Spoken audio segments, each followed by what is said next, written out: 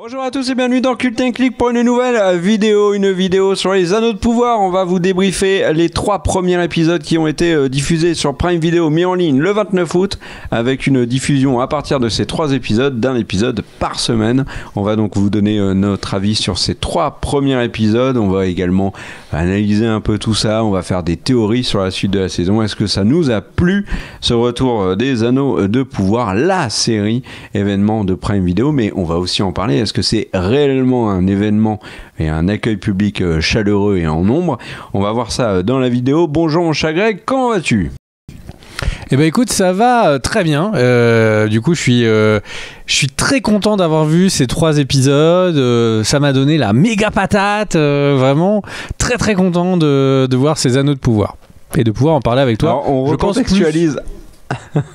On recontextualise un tout petit peu mon cher Greg pour vous dire que la première saison on l'avait bien évidemment couvert sur la chaîne. Vous pouvez aller revoir les reviews si vous voulez. On avait globalement été déçus par la série. Moi j'avais essayé de lui trouver du positif sur la fin, notamment le dernier épisode avec le reveal sur Sauron. Est-ce que la saison 2 va démarre mieux, va dans une meilleure direction que ne l'avait fait la première? On va y aller tout de suite, mon cher Greg. Qu'as-tu pensé de ces 3 premiers épisodes? Eh ben, je vais commencer parce que j'ai bien aimé. Parce qu'il y a des trucs à aimer dans cette série. La première chose que j'ai vraiment trouvé exceptionnelle, et pour le coup je pèse mes mots, c'est la qualité de la production. Et vraiment, je parle particulièrement de la qualité des costumes. Les costumes sont vraiment magnifiques. Cette série, elle sent l'argent. On sent qu'ils sont en mode genre j'ai dépensé sans compter. C'est vraiment la série du pognon, et on sent qu'il y a vraiment un effort qui est fait sur chaque petit truc qui est à l'image. Ils sont allés demander au seul gars qui est capable de faire un mug en fer en Pologne. Ils sont allés le récupérer, ils lui ont fait prendre 3 fois l'avion pour faire le tour du monde, et ils lui ont dit maintenant que tu as rêvé, fais-nous rêver avec un mug en fer. Et on a un mug en fer qui est magnifique derrière tous les acteurs.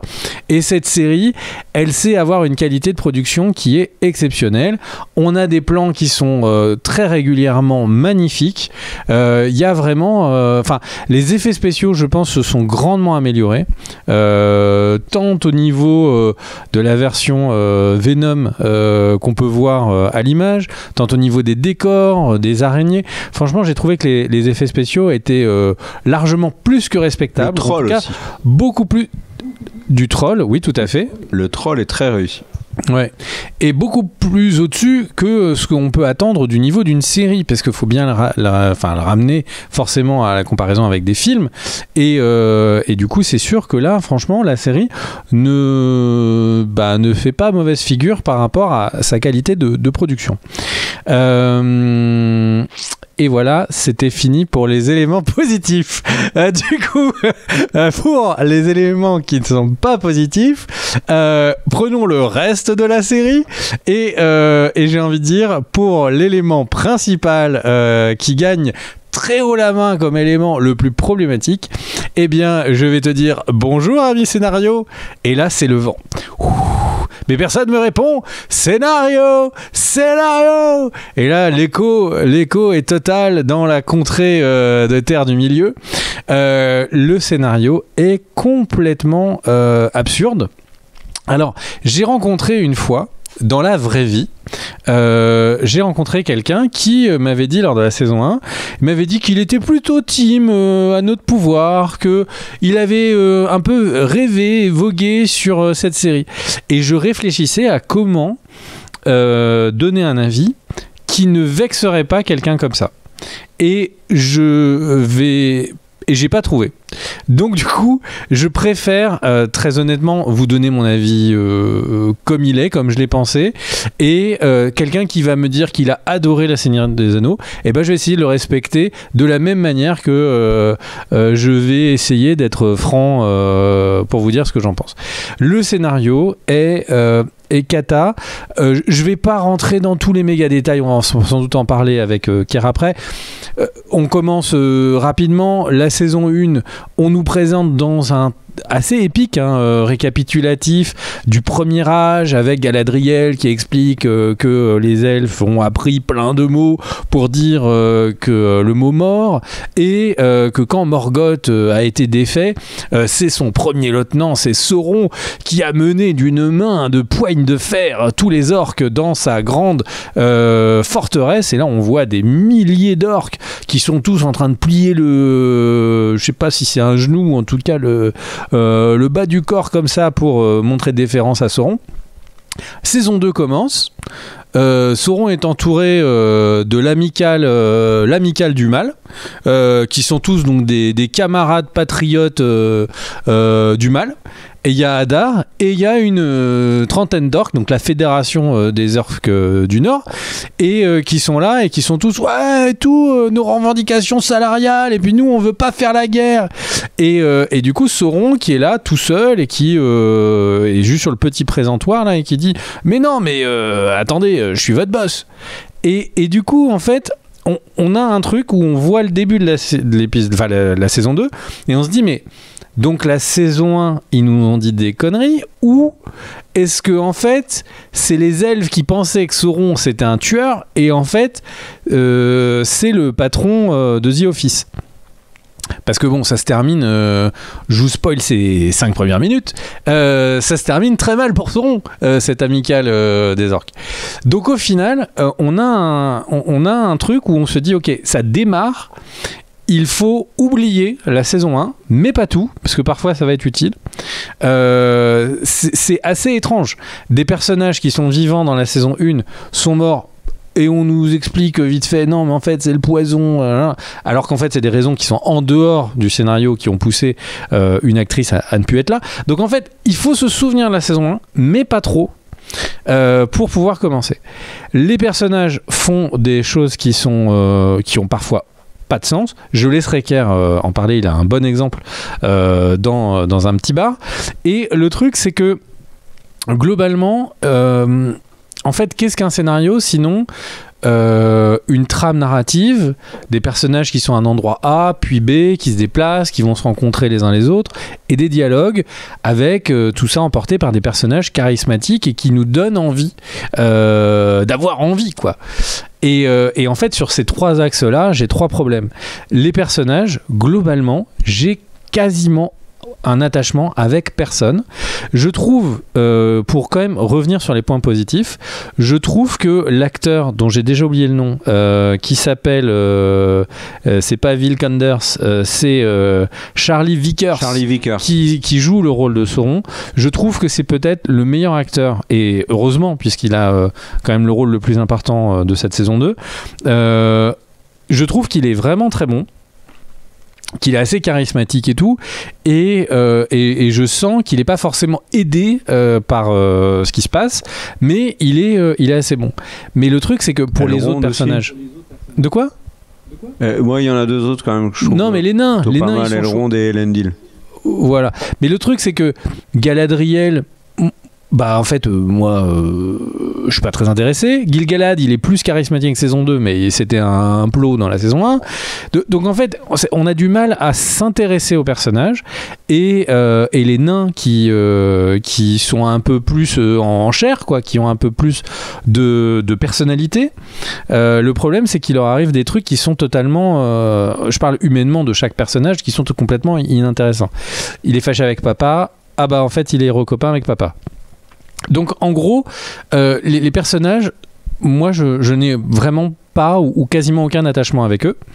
On parlait de quelque chose où un scénario, c'est on est positionné sur la carte, il y a des événements, etc.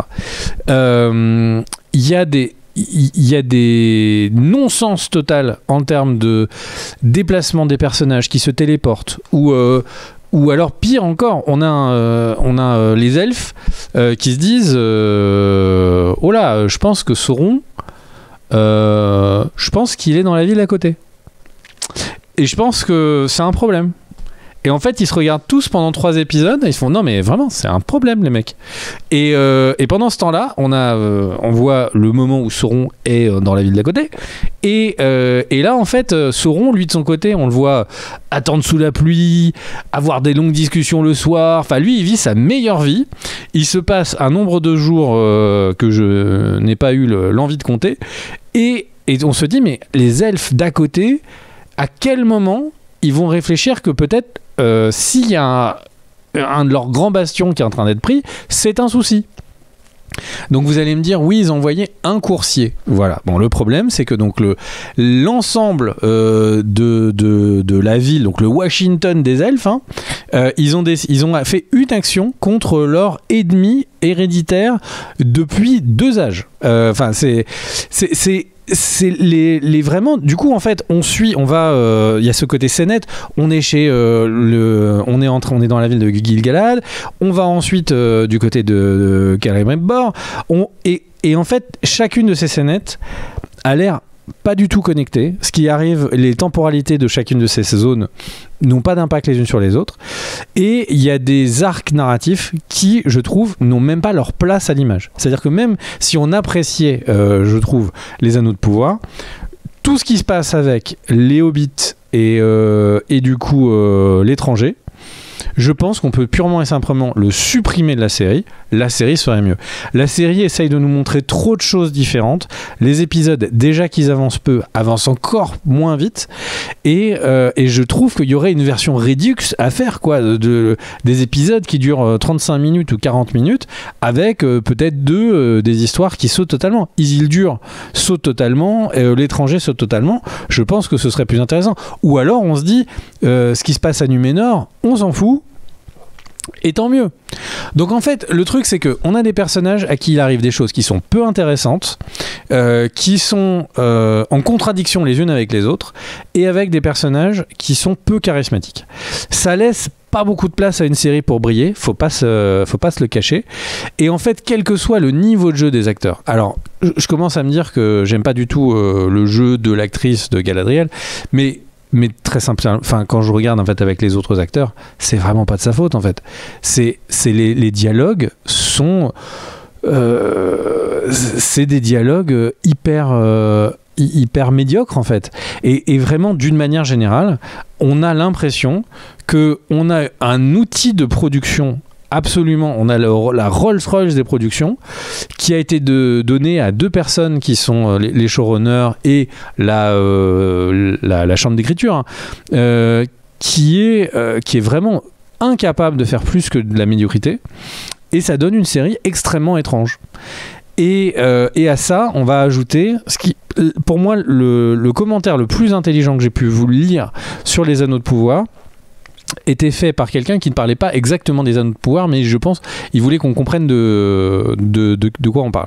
C'est George R. Martin qui disait que on vit dans un monde où les gens qui font des adaptations aujourd'hui de livres sont des personnes qui veulent faire leurs œuvres à eux sans regard de l'œuvre précédente. Qu'elle ait pu être écrite par Dickens, lui ou n'importe qui, en fait, du moment qu'un showrunner va récupérer une série, il va vouloir marquer vraiment de son tampon cette œuvre et de faire lui quelque chose qui va être personnel, et il va vouloir l'améliorer et tout. Le problème c'est que on parle de chef-d'œuvre, enfin le Seigneur des Anneaux, on parle d'un chef-d'œuvre.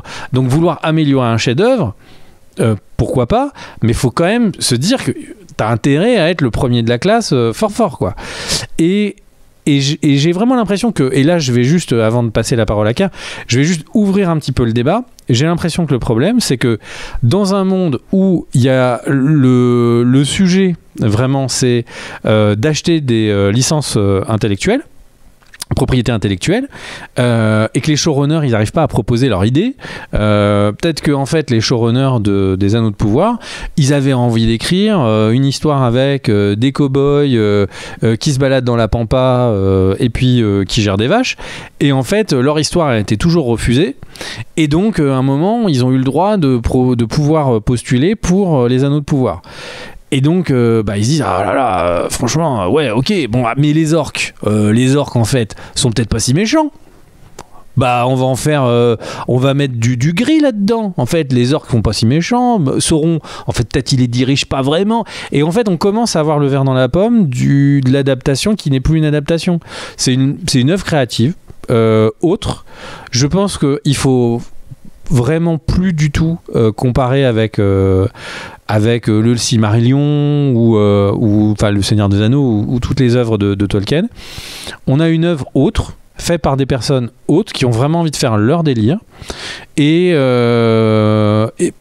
parce que voilà, bon ok, ça va contre l'œuvre, pas l'œuvre et tout. Ils ont fait autre chose et ce qu'ils ont fait, bah en vrai c'est un peu nul. Voilà. Donc en gros, donc moi je me dis c'est à peu près sur ça que j'ai envie de regarder la série. Je m'étais fait la remarque cet été, je vais me préparer et tout pour les Anneaux de Pouvoir, je vais me relire le Silmarillion, ça fait longtemps, je l'ai un peu oublié et tout.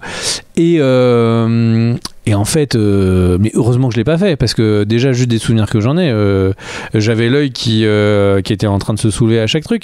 D'une manière générale, je me suis racheté l'Atlas des Terres du Milieu. C'est pareil, ça, mais rangez-le dans votre bibliothèque et n'utilisez pas quand vous regardez la série. Il y a des moments où Elrond et Galadriel ils font du cheval. La scène est montrée en 20 secondes. Ils ont fait quelque chose comme 400 ou 500 miles de distance. Donc en fait sur leurs chevaux bon ils ont intérêt à avoir des chevaux sacrément d'endurance parce que donc en fait le truc c'est que détachons, ne parlons plus du Seigneur des Anneaux, ne parlons plus de Tolkien, ça leur ferait du mal.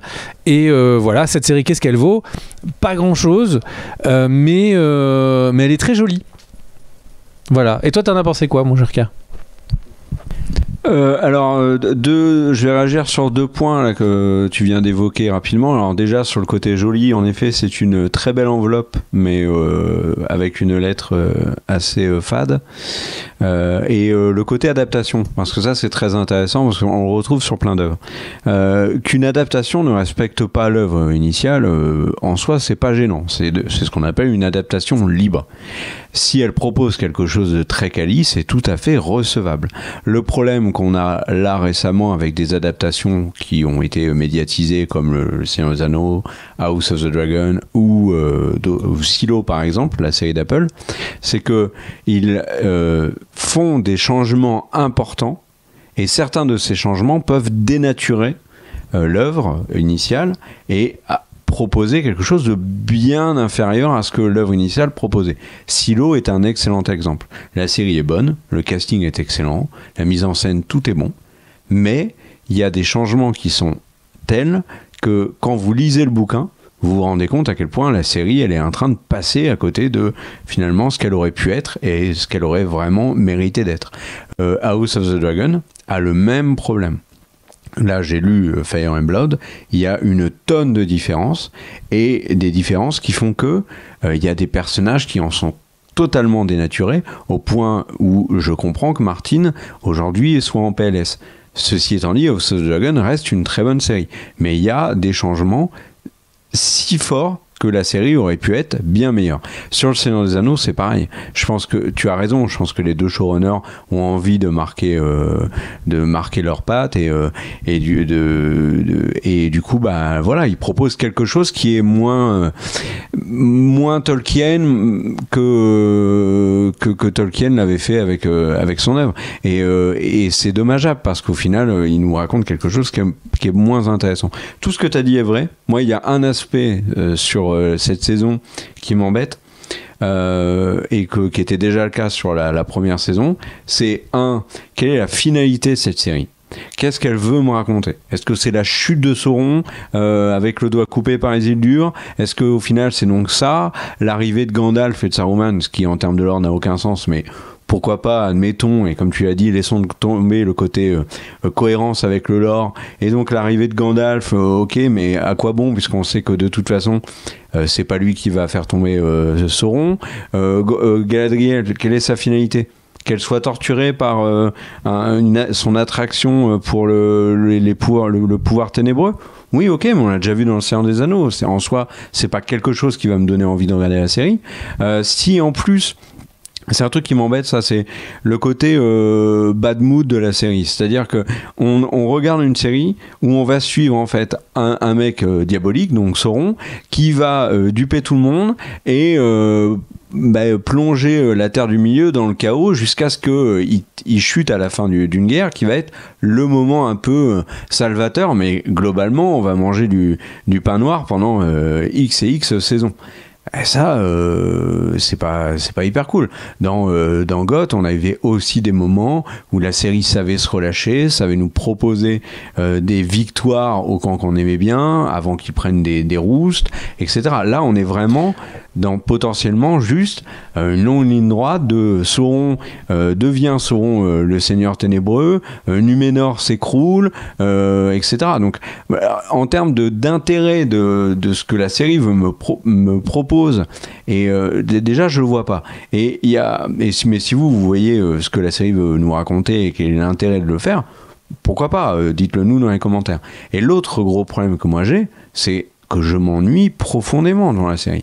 N'y voyant pas un intérêt particulier en termes de finalité, je ne peux m'appuyer que sur un truc qui est la qualité des épisodes, leur rythme, les rebondissements, les scènes qu'ils nous proposent, etc.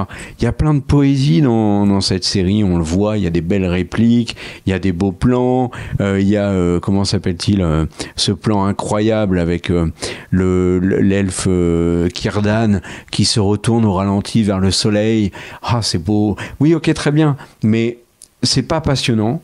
Moi, le premier épisode, j'avais vraiment envie de l'aimer parce que j'avais envie de redonner sa chance à la série. J'avais trouvé que la fin de la saison 1 était mieux. Là, pour préparer cette saison 2, je l'ai revue cette saison 1. Je me suis ennuyé, mais vraiment beaucoup, parce que ça n'a plus la même saveur quand tu sais qui est Sauron. Et même le revoir en disant tiens, je vais regarder s'il y avait des indices. Alors déjà, il y avait des indices de Maboule, mais vraiment de Maboule. Et alors c'est marrant parce que quand on voit toutes les théories qu'il y avait eu sur la saison 1 sur qui est Sauron, qui ne l'est pas, etc. Bon, Halbrand, c'était obvious. Hein. Mais bon, au final, le revisionnage m'a gonflé. Et là, je me suis vraiment ennuyé.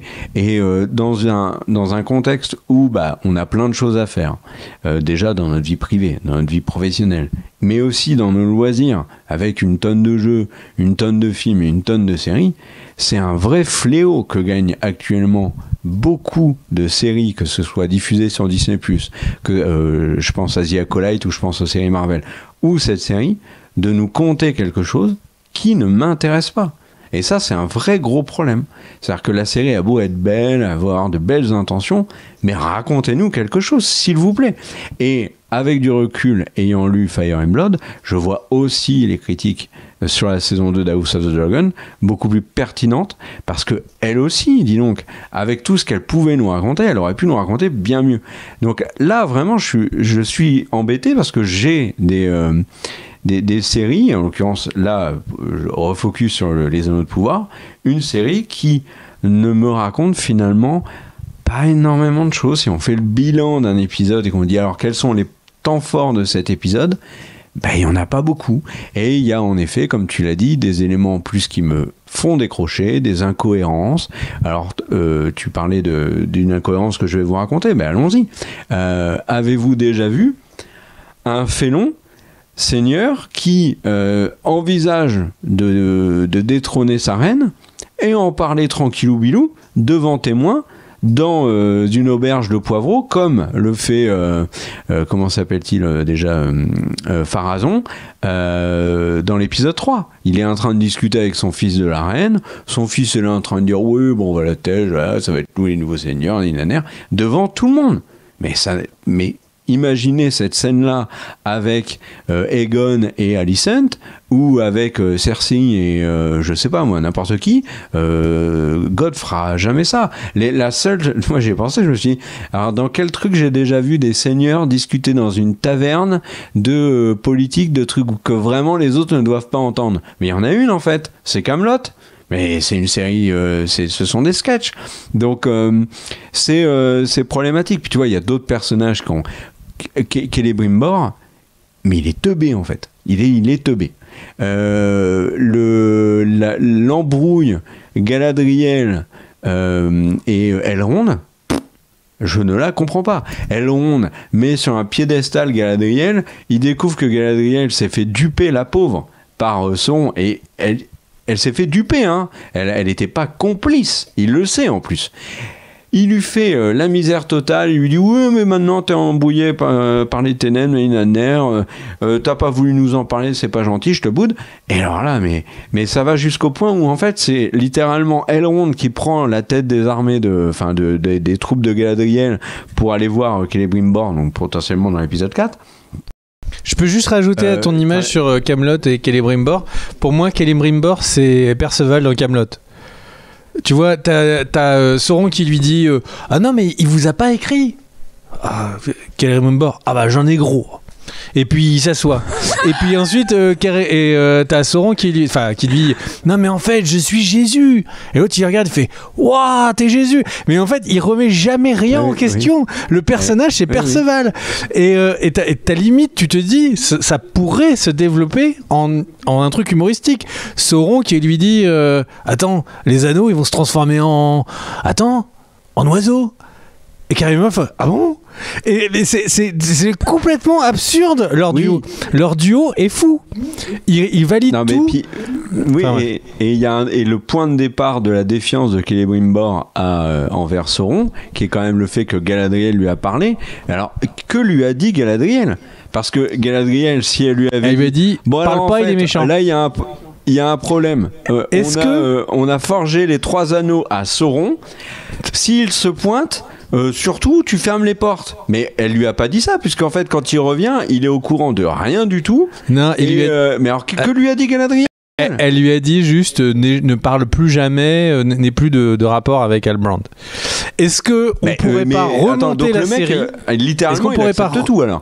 Oui, mais c'est pour ça. Est-ce qu'on pourrait pas remonter la série et à chaque fois qu'il y a Celebrimbor et Halbrand ou Anatar comme vous préférez l'appeler, et en fait à la fin ça termine ça pourrait vraiment donner un rythme à la série qui, je pense, pourrait être beaucoup plus intéressant.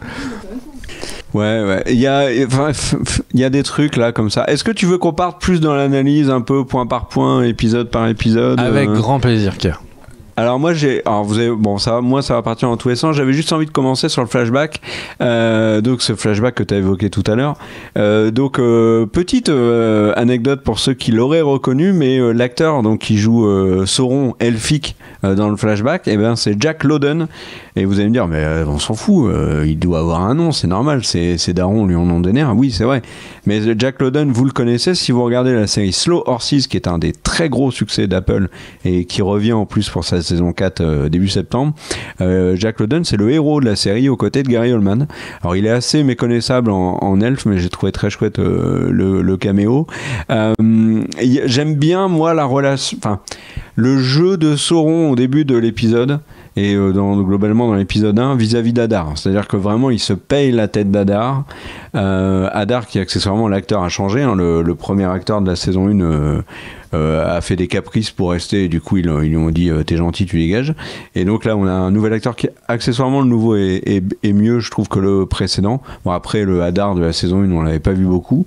Il y a quand même un clin d'œil à la saison 1, puisqu'en fait quand Halbrand lui dit dans la saison 1, quand Halbrand attaque Adar et a deux doigts de le tuer, il lui dit tu te rappelles de moi? Et en fait, en effet, il se rappelle de lui parce que c'est Adar qui l'a tué bien avant, quand il était sous une autre forme. Donc là il y a ça apparaît à ce moment. Est-ce qu'on peut analyser 2 secondes la dynamique? Oui. Adar et Halbrand. Halbrand arrive, donc il arrive, tu vois, pieds-poings liés dans le camp des orques, et il dit, pour pas se faire buter, il dit j'ai une information sur un puissant magicien et sur Sauron. Du coup, Adar... Non, il dit pas ça, puisqu'il fait comprendre que le puissant magicien, c'est Sauron. Oui. Et du coup, il dit ça, et puis il place une petite phrase. Il dit, et il a le pouvoir sur la chair. Et du coup, donc, Adar ah mais j'ai entendu ça chez Sauron. Et donc il lui dit je vais te faire parler. Bon ok, donc il a la torture, ok. Ensuite, quelle est l'information avec laquelle Halbrand achète sa liberté? Il lui dit Sauron est copain avec les elfes, donc truc. Mais c'est colossal en fait cette information. C'est-à-dire que les elfes sont en guerre depuis plusieurs milliers d'années contre Sauron, et en fait là ils sont potes pour se faire Hadar. Mais ok, le mec il gobe. Et le truc c'est que, crois-moi, je vais aller les voir, et après tu vas voir que je te dirai où il est. Non mais Hadar. J'ai l'impression de me faire arnaquer, mais vas-y. Mais en fait, cette scène entière... Tu vas pas jusqu'au bout de la séquence. Non, mais cette scène entière n'a aucun sens. Les échanges entre les personnages n'ont aucun sens. Avec le mec qui est par terre et qui dit « Oui, je te prête allégeance à toi, mais je ne dirai pas ton nom. » Non, mais c'est complètement absurde. Il se prête allégeance à lui-même. Alors ça c'est cocasse d'ailleurs. Mais Hadar il lui dit prête-moi allégeance à moi. Non, mais tout est absurde. Mais le deal, mais c'est quoi le deal? Et il lui redonne un cheval et tout, genre non mais vas-y et tout, tu vas nous aider.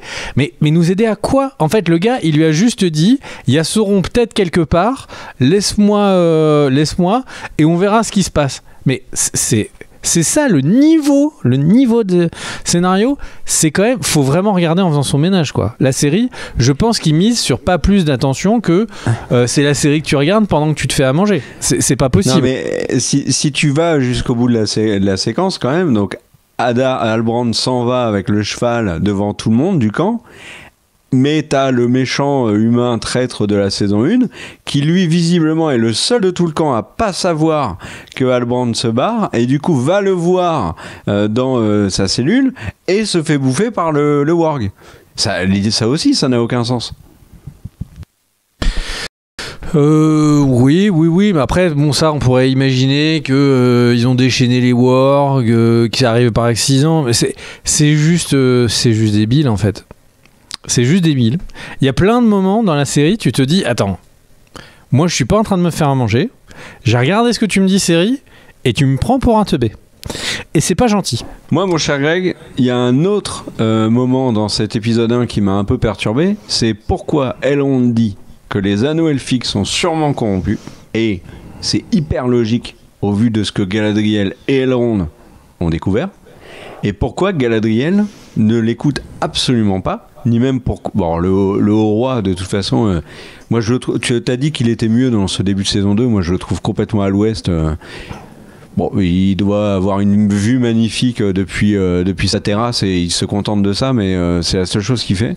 Mais alors vraiment, je comprends pas Galadriel. Et en fait, il y a un vrai problème avec Galadriel dans cette saison-là, c'est que, et Elrond le dit, et t'as été aveuglé, mais elle continue d'être aveuglée, quoi. Et ses choix, pour moi, n'ont plus de sens. Là, je ne comprends pas Galadriel, en dehors de son attirance pour l'anneau, on le voit à la fin avec Círdan, etc. Mais toi, comment tu l'analyses, Galadriel? Quelle est la cohérence du personnage, là, dans ces 3 premiers épisodes? Bon, déjà, elle a eu tendance à moins crier. Donc ça, déjà, moi, je trouve que c'est un plus par rapport à la première saison. Elle était tout le temps moins en train de dire, tu vois, avec des yeux fous et tout, je suis la commandante des armées du Nord et tout, à crier toute seule dans la rue et tout. Elle est redescendue un peu de son trip, donc ça c'est pas mal. Moi je pense que je vais parler 2 secondes de l'œuvre de Tolkien. Alors j'ai dit que je le faisais pas, mais en gros, normalement, les anneaux des elfes sont faits après, ce qui a beaucoup plus de sens. Sauron fait des anneaux corrompus pour les hommes et pour les nains. Les elfes s'en rendent compte et refont des anneaux puissants, mais sans l'influence de Sauron. Ce qui est aussi logique de pourquoi ils les utilisent. Sauf que la série, elle s'est bloquée dans un trou et je sais pas comment elle va en sortir. Les anneaux des elfes ont été faits en premier. Du coup, Celebrimbor qui fait d'autres anneaux, d'un seul coup, faut que c'est plus de sens parce qu'il faut que Celebrimbor il fasse tous les anneaux en 5 minutes parce que sinon tous les elfes ils sont au courant qu'il y a quand même un Sauron qui est à côté. Donc ça c'est le premier truc qui va pas. Il faut que du coup la série nous montre une fascination des elfes pour les anneaux qu'ils ont envie d'utiliser même s'ils savent pas si Sauron les a touchés ou pas. Ça donne cette impression d'absurdité que tu décris. Donc la série, elle est en train de courir après des raisons qui marchent plus ou moins pas, quoi. Non, mais en fait, ils sont obligés d'utiliser les anneaux parce qu'en fait, il y a un arbre qui fait de la lumière et qui fait plus de lumière s'ils n'utilisent pas les anneaux. Et en plus, ils seraient tous obligés de partir et la Terre du Milieu serait vraiment en friche. Et donc en fait la série elle est en train de rajouter des raisons sur des raisons sur des raisons de manière assez explicative, hein. D'ailleurs il y a quand même beaucoup de moments où ils nous redisent la même chose juste parce qu'ils se sont piégés tout seuls. Ça a moins de sens que le livre. Ouais, non, et pour aller dans ton sens, il y a quand même une scène où il y a Gil-galad et Galadriel qui se regardent et qui font t'as des visions cheloues et toi, ouais, moi aussi j'ai des visions cheloues, je vois la mort et tout depuis que je suis Milano. Et en fait, ils sont ok, vous voyez tout a l'air maudit et tout quand vous mettez l'anneau. Ouais, c'est maudit. Et on les garde. Ouais, vas-y, on se fait des trips maudits. C'est complètement fou. C'est complètement absurde. Ils sont tous les deux en train de se dire, ah ouais, mais là vraiment, on a l'air de partir en cacahuète. Oui. Ouais. Mais c'est quoi cette scène? Mais c'est complètement absurde. Mais pas. Il y a un autre truc qui m'a un peu où j'ai trouvé que la série était faiblarde, c'est la relation Gandalf, Nori et Poppy. En fait, je me suis dit c'est cool. Un magicien accompagné par deux semi-hommes, alors là 2 semi-femmes, et puis après avec du recul je me suis dit mais en fait c'est Gandalf, Sam et Frodon, et c'est un peu une énorme facilité Attends, mais ils se rendent pas toujours la tâche facile, parce que moi il y a un truc que j'ai quand même retenu que je trouve pas mal. Tu sais, à un moment ils sont là avec leurs lèvres gercées, ils sont dans le désert.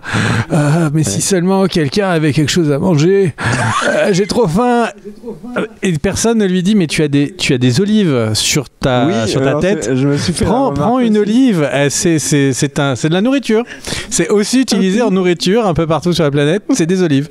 C'est même plutôt bon pour la santé. C'est pas utilisé qu'en casquette, en effet. Et c'est ça. Mais en fait, ils ont pas eu l'info.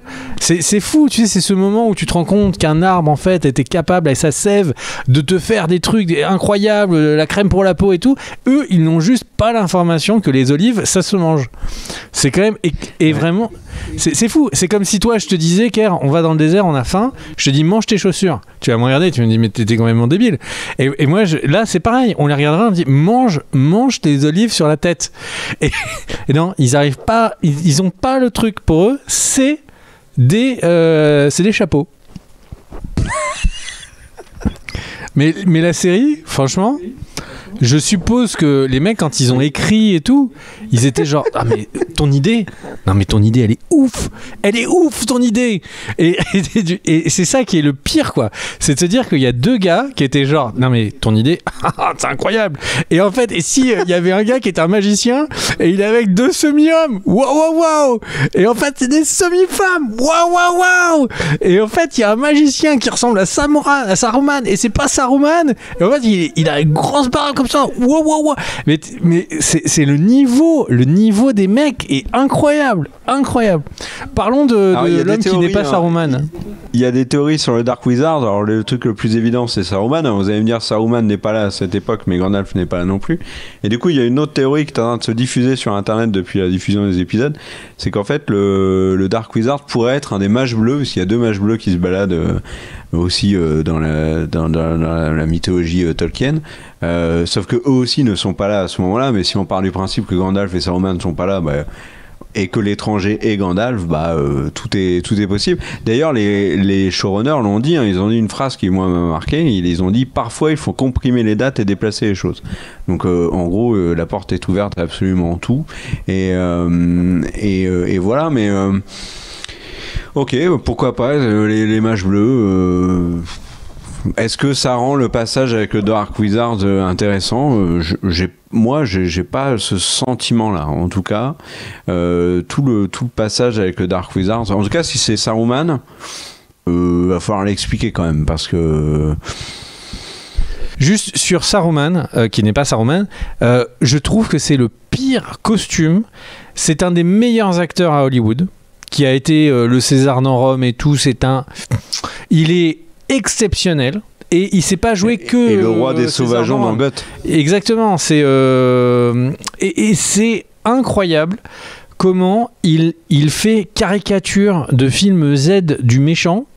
La manière dont il parle et tout, les gros plans et tout. Enfin, c'est vraiment cette partie-là est complètement loupée. Mais totalement loupé. Enfin, bref.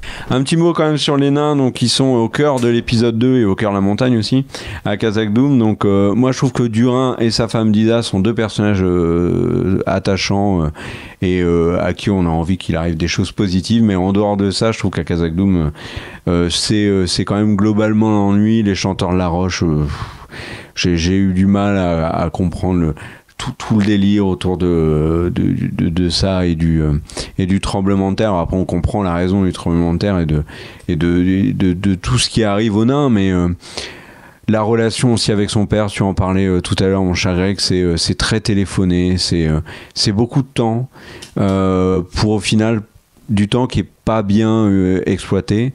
Et toi, t'as un truc sur les nains? Bah oui, la montagne, déjà, moi je trouve que ça nous gagne. Que les nains, oui. ils ont vraiment pas de bol parce qu'ils ont dans les meilleurs acteurs. Ils ont quelques-uns des moments les plus forts d'échange et tout, et il se passe rien. En fait, concrètement, il y a ils ont éteint les lumières et du coup ils ont un problème de bouffe. Ok. Effectivement, il y a beaucoup de scènes autour de ça qui font pas trop avancer le schmilblick. On chante. Eh oh. Ah bah non, il y a plus d'écho. Ok, merci pour la scène. Donc en fait, le truc c'est qu'il y a beaucoup de scènes qui servent à rien du tout. Et moi, je fais juste une remarque. Est-ce que Sauron a eu un bol de Maboule? C'est-à-dire que la série, au moment où les elfes y a une discorde. Au moment où, du coup, il y a Hadar qui a mis son plan en route pour faire transformer les Terres du Sud en Mordor. Au moment où Numénor, il y a un problème de succession.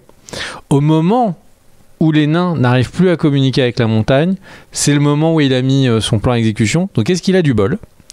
Ou est-ce que c'est juste un personnage qui est tellement puissant qu'il est capable de créer toutes ces situations?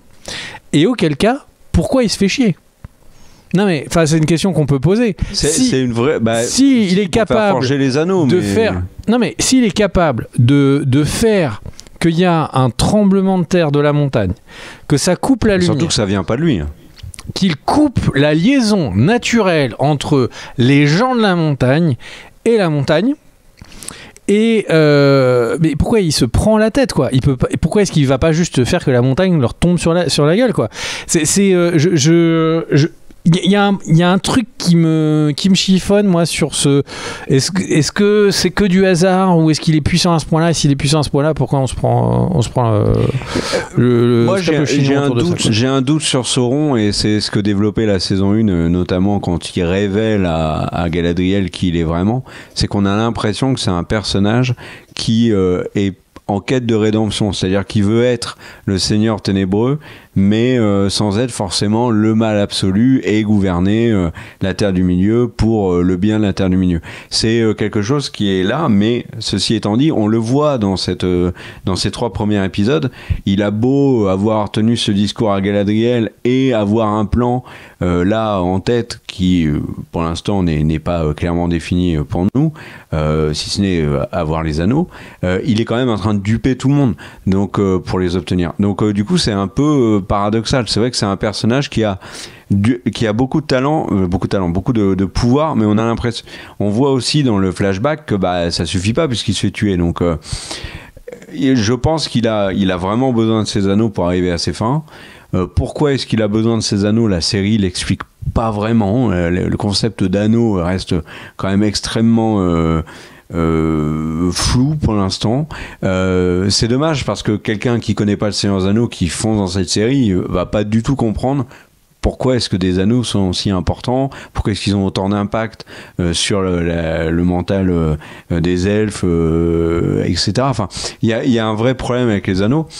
Et c'est vrai que Sauron est un personnage qui est paradoxal et qui est pour l'instant qui mériterait d'être mieux travaillé, je trouve, mais bon, comme le reste de la série. Puisque là on parlait de Sauron, mon cher Greg, parlons de celui qui va être amené à le tuer, qui est Isildur, qu'on voit dans cette série. Alors, personnage que je trouve a toujours un charisme incroyablement faiblard par rapport au personnage qu'il doit être et tel qu'il apparaît aussi dans la trilogie de Peter Jackson. Mais toujours est-il que ce Isildur est là, donc, dans cet épisode 3, qu'il rencontre Estrid, qui est un personnage qui va peut-être prendre beaucoup d'importance et qui a un secret, vu qu'elle cache la marque qu'elle a dans le dos. Il tombe sur Arondir qui les sauve. Là, Arondir part pour faire ses adieux à Bronwyn, qui était son amour de la saison 1. Alors pour ceux qui ne le savent pas, Bronwyn est décédée dans la série pour une noble raison, qui est le fait que l'actrice qui l'incarnait, Nazanin Boniadi, a décidé de mettre un terme, en tout cas mettre en pause sa carrière d'actrice pour pouvoir défendre le droit des femmes iraniennes. Donc ça c'est plus que très noble. Toujours est-il que donc son personnage quitte la série, puisque l'actrice avait dit qu'elle ne reviendrait pas, et ils enterrent donc deux éléments que je trouve intéressants dans la saison 1 et qui était finalement le truc qui rendait Arondir intéressant. C'est sa romance avec Bronwyn, qui était je trouve plutôt bien travaillée, et aussi à côté de ça la relation qu'il était en train de tisser avec Théo, le fils de Bronwyn, en nouveau beau-père. Donc là on avait littéralement une histoire qui n'avait rien d'héroïque fantasy, etc. mais peu importe, c'était intéressant. Là pour le coup c'est terminé, parce que regardons la réaction de Théo. Il y a littéralement aucun sens qu'il envoie bouler Arondir comme ça après la fin de la saison 1 où il se rapproche d'Arondir. Là il lui dit non mais t'es pas mon daron, va voir ailleurs si j'y suis. Je trouvais ça dommage, c'est un peu un gâchis. Et donc quel va être le rôle d'Arondir dans la suite de la série? Apparaître le guide d'Isildur pour l'amener jusqu'à la mort de Sauron. Je sais pas, est-ce que ça va être le ramener auprès de Elendil? Peut-être. Est-ce que Arondir va aider les hommes à s'unir face à Sauron? Est-ce qu'il va contribuer à la création des anneaux des humains? On verra. Est-ce qu'il va être utile? Bah oui, est-ce qu'il va être utile? Non mais tu as raison, parce que là les humains, mine de rien, Numénor, avec la prise de pouvoir de Pharazôn, ils sont très divisés et particulièrement affaiblis, puisque au sud ils se sont pris une raclée. Puis on a alors ce Ent qui surgit. Bon, est-ce que là aussi c'est pas du fanservice de balancer encore une fois après les wargs, après le troll, après le, pour le coup, non, le balrog dont on ne parle plus d'ailleurs. Est-ce que là on a encore du fanservice avec les Ents? Parce que les Ents ça a beaucoup de charme dans le Seigneur des Anneaux. Mais c'est logique qu'ils soient à cet endroit-là, je crois. Oui, non mais peu importe que ce soit logique ou pas. Moi je serais très content de les voir les Ents, mais il faut qu'ils en fassent quelque chose d'intéressant et dans le ton aussi. Que sont les Ents, c'est-à-dire ce qu'a montré Jackson, des créatures qui ils vont peut-être se faire avoir, parce que est-ce qu'ils vont les Ents dire vous aussi vous parlez plus lentement que nous? Mais tu sais, le rôle d'Arondir avec Isildur, ça va peut-être de le rabibocher avec Elendil, parce que là on sent qu'il y a une vraie tension entre les deux qu'on ne comprend pas, mais peut-être que Arondir va arrondir les angles et du coup ça va permettre de pouvoir passer à autre chose. C'est que je voulais pas que je la place tout à l'heure. Je suis désolé, il fallait que je la place. Ouais. Mais voilà. Moi j'ai plus rien à dire. Mais en fait le truc c'est que tu vois, regarde, quand on fait l'analyse, on a quand même du mal à trouver des points d'intérêt à la série. C'est compliqué quoi. c'est compliqué parce que du coup, la série nous a donné quasiment 40% de sa série, en fait, puisque c'est 8 épisodes, on a vu 3. Et elle vraiment, la série a énormément du mal à créer de l'intérêt, créer quelque chose qui va créer un vrai thrill, parce que là, en fait, ils essayent de nous tenir à quoi ? L'étranger, on sait toujours pas qui c'est alors qu'on est dans la saison 2. Isildur, il est toujours en colère contre lui. On va savoir qui c'est très vite, hein, ils l'ont dit. Ouais. Et voilà. Là, moi, on va arriver épisode 4 de la saison 2, on connaît pas le nom d'un des personnages. Ouais. Et tout à l'heure, tu parlais d'un truc, tu disais je suis attaché à aucun personnage. Et c'est vrai. Je me suis fait la même remarque, à l'exception peut-être de Durin et sa femme. Il mérite vraiment une autre série. Ouais. Qui est le personnage qui mérite un spin-off ? Rien. Qui parle pas de malheur, hein. Ils vont pas. Non, mais vraiment, en fait, le truc c'est que dans une bonne série, t'as genre 2-3 personnages qui mériterait un spin-off où tu te dis l'histoire de l'étranger, heureusement s'il pouvait avoir sa série à lui tout seul, ça ce serait vraiment intéressant. Enfin Game of Thrones, on se dit une série que sur Jon Snow, ok, pas grave, cool. Tu vois, Arya, cool. Enfin tu vois, on peut citer une dizaine de personnages où on est tranquille, on aurait envie de regarder au minimum une saison. Là il y a quasiment aucune histoire où on peut dire une saison c'est legit. Et on a trop il y a trop d'histoires, elles sont trop pas intéressantes. Voilà, c'est surtout et ça. J'essaie toujours de voir les choses du côté verre à moitié plein quand même. Et la série est belle. Il y a quand même pas beaucoup de gouttes dans ton verre. La série est jolie, voilà. Ouais. Et avant de se dire au revoir, on va parler d'un autre point sur les Anneaux de pouvoir, c'est l'accueil de cette saison 2. Est-ce que le public est très présent ? Comme on l'avait déjà évoqué, il y a un chiffre qui est terrible pour la série, c'est que 37% seulement des gens qui avaient regardé le premier épisode de la saison 1 étaient allés jusqu'au bout. Vous allez me dire, c'est un chiffre qui est terrible, c'est vrai, il y a beaucoup de séries qui en effet ont un pourcentage pas dingue, mais qui est quand même au-dessus. Là, 37%, c'est très peu. Donc on savait que l'audience globale des Anneaux de pouvoir, potentiellement sur la saison 2, était faiblard. Moi, le truc qui m'a un peu étonné, c'est le peu d'engouement sur les réseaux sociaux, etc. Avec de l'arrivée de cette saison. Je précise que c'est une information qu'on trouve sur le site IMDb, qui est un site d'Amazon qui produit voilà, les Anneaux de pouvoir. Et accessoirement, IMDb a énormément poussé les Anneaux de pouvoir saison 2, plus que n'importe quel autre programme. Alors la série sort dans un mauvais contexte. La rentrée aux États-Unis est plutôt dans le mois d'août, dans la deuxième partie d'août, et du coup les Américains sont passés à autre chose. C'est un mauvais créneau pour sortir une série ou un film. D'ailleurs, c'est pour ça qu'il n'y a jamais de gros films qui sortent dans la deuxième quinzaine du mois d'août. Et du côté de la France, là, on est et de l'Europe, on est dans la rentrée. Donc les gens ont d'autres chats à fouetter, donc potentiellement ne font pas attention à la sortie des Anneaux de pouvoir. Mais il y a quand même très peu d'écho. Il y a une promo que j'ai trouvée relativement faible par rapport à ce que pourrait et ce que devrait être une série télé, les Anneaux de pouvoir, la série la plus chère de tous les temps d'Annie Nanner, mais surtout le Seigneur des Anneaux, c'est un mastodonte de la culture pop. Et là, mon cher Greg, on peut quand même se poser des questions sur l'audience. Alors quelques jours après leur sortie, mais l'audience quand même des premiers épisodes de la saison 3. Il y a des indices quand même, non ? Que cette audience n'est pas folichonne. Donc, de ce qu'on peut voir sur la quantité de personnes qui ont voté sur IMDb par épisode.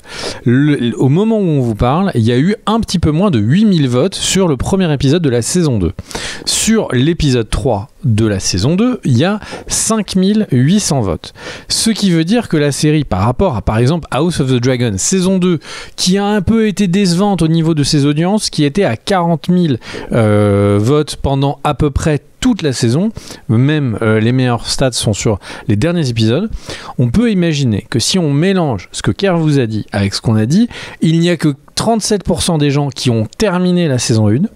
Visiblement, il y a un petit peu de personnes qui se sont pointées pour regarder comment c'était et qui ont très vite, et la moitié aurait abandonné la série déjà à l'épisode 3. Donc ça sent pas bon du tout. Maintenant, si Kerr me dit comparons, donnons des éléments de comparaison, et ben on va comparer à The Acolyte, qui est une série qui a eu beaucoup trop de notes par rapport à ce qu'elle était regardée, parce qu'il y a eu des personnes qui votaient négativement, juste pour voter négativement. La série a eu 12 000 votes sur le dernier épisode, et elle a été annulée. Donc on peut supposer que en ce moment, les Anneaux de pouvoir ont un vrai problème d'audience, mais ça on va le voir dans quelques mois, parce que ça va prendre plusieurs mois pour que les chiffres soient analysés, notamment sur Nielsen. Mais The Acolyte a été annulé parce qu'il n'apparaissait même plus dans le top Nielsen.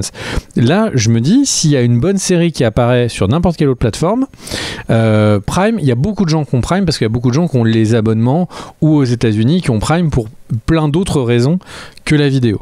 Et donc, il y a beaucoup de gens qui ont la plateforme Prime. Donc, Netflix est évidemment la plateforme la plus utilisée. S'il y a une grosse série qui apparaît sur Netflix, je ne serais pas surpris de voir les Anneaux de pouvoir qui disparaissent, et de voir cette série qui est censée être la série qui a le plus gros budget de l'histoire. Je pense qu'elle est en partie pour être le plus gros accident industriel de l'histoire, très concrètement. Et si ça continue à tanker aussi fort, je comprendrais si Amazon, qui a dans le côté industriel, ils le font pas dans la vidéo, mais dans le côté industriel, quand quelque chose ne marche pas, ils coupent. Donc je suis très curieux de voir l'évolution de ces stats sur les Anneaux de pouvoir. Eh ben merci en tout cas d'avoir regardé cette vidéo. N'hésitez pas à nous dire ce que vous avez pensé, vous, de ces 3 premiers épisodes. Réagissez un peu à tout ce qu'on a dit. Pas tout, hein, vous n'êtes pas obligé de sélectionner les points qui vous intéressent. On va reparler de la série, bien évidemment, sur la chaîne. On espère que la saison 2 va gagner en qualité et en intérêt. Voilà, il y a d'autres vidéos, si vous voulez regarder sur la chaîne. Il y a une critique rétro de Jurassic Park, qui a un nouveau concept de vidéo qui s'appelle un réalisateur, un film. On prend un réalisateur et chacun, Greg et moi, choisissons un film qui lui correspond mieux, selon nous. Donc voilà, il y a ça, il y a des vidéos sur GOT, sur House of the Dragon. Enfin, il y a plein de choses.